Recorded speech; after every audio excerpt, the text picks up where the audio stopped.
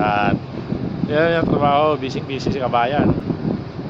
Secured mo na mga gamit sa mga single mom. Shoutout. Yan, shoutout natin si Kabaro. Hanap pa yung single mom. Yan, shoutout mo yung mga single mom, sir.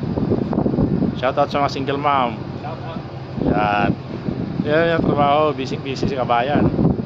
Pag umalis ng barko, secured yung magamit para hindi liliparin. Ayan, sinashoutout yung mga single mom. Ayos ba, sir? Ayos ba? Ayan. Ayan, tali na. Natali na yung barko.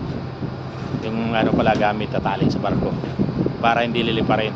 So mga ka-pipeline, may idea na kayo trabaho ng ka-pipeline sa barko. Ayan, secured mo yung mga gamit na yan para hindi liliparin.